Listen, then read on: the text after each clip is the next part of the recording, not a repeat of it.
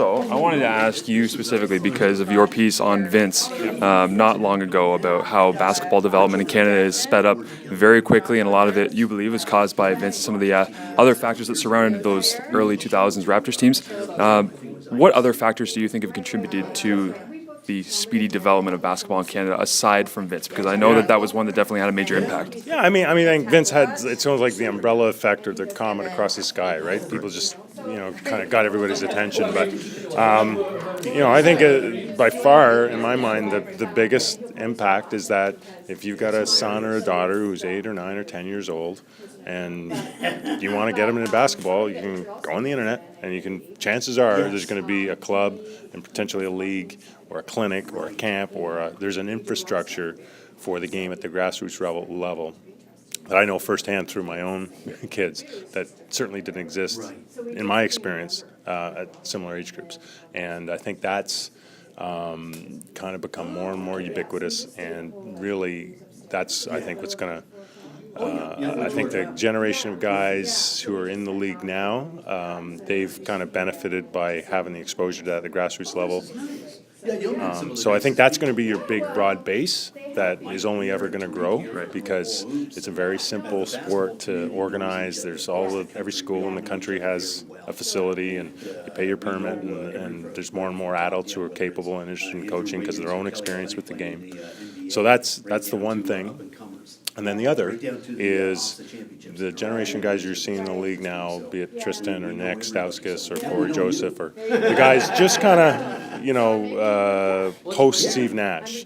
Because Steve Nash, I call him the explorer, right? Well, it's not so much the Godfather as like the astronaut, right? Like he was like standing around in Victoria going, I want to play in the NBA, literally as likely as me standing here and going, I want to walk on the moon. Because there's no path, there is no strategy, there was no route, and he just kind of, through a bunch of luck and circumstance and his own will and talent, made it happen. Right now, there is a very clear path, and it's just like forever. For example, in hockey, if you're a really, really, really good 12-year-old hockey player, like you can plot the next 6, 7, 8, 9 years. It's going to turn you into your potential, right? Like it's been done hundreds of times before. There's no mystery about it.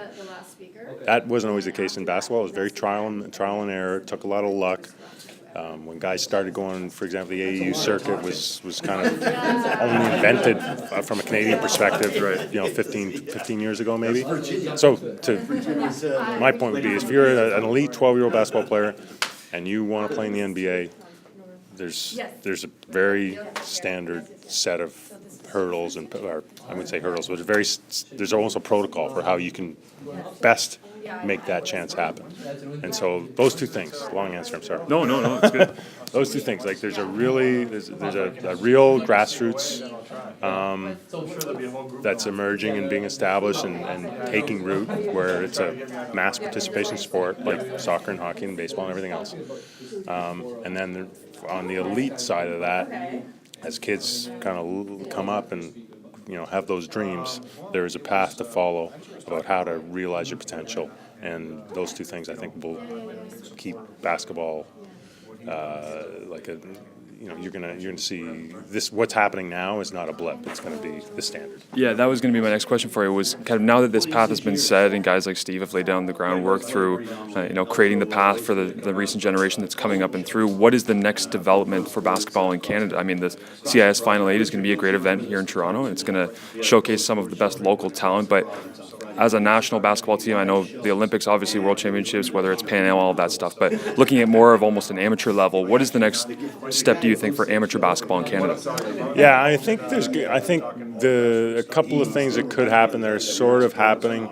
One, I think there can and should be more elite development here in Canada. So you've got the Athletes Institute in Orangeville, Athletes AIA, it's called, in Orangeville, where thon makers, but more importantly, like Jamal Murray is, it's almost like a finishing school for him athletically. I think if that really gains some traction and I think proves that you can stay at home and realize your highest goals in the game, be it NCAA Division I or beyond that to the pros, I think that's an important thing. It should happen more broadly. I think the university game, obviously. I guess what you need is more backfilling, right? So you've got, Tristan Thompson and Andrew Wiggins, that's great. And you've got a bunch of little guys playing basketball and guys who want to be Tristan Thompson, who little guys playing basketball. How do you, not everyone is, how do you find places within the sport on the way up that kind of almost like these thresholds that are still important and valued so like for the Canadian University basketball, it's like one of the great untold secrets, right? I mean, it's, the quality of play is, it's interesting. Even with so many great players going down to the U.S. to play, I always say, like, maybe the single very best player on any of the top university teams may not be as good as the kid who's gone to the U.S., but the 10th best player is way better than the 10th best player ever used to be ever before, because there's so many good players to choose from. So I think to be able to develop as an elite player here in Canada, not having to go to the U.S. prep school route would be a great thing, and I think greater understanding and recognition of the quality and training opportunity you have to play here at Canadian University basketball would be another, that needs to get more traction. And you look at the success the Carltons and Ottawas and Ryersons have had against U.S. competition, the number of players they're putting into professional basketball, not necessarily the NBA, but other versions of professional basketball. I think it's a viable alternative that more people should kind of embrace and get behind.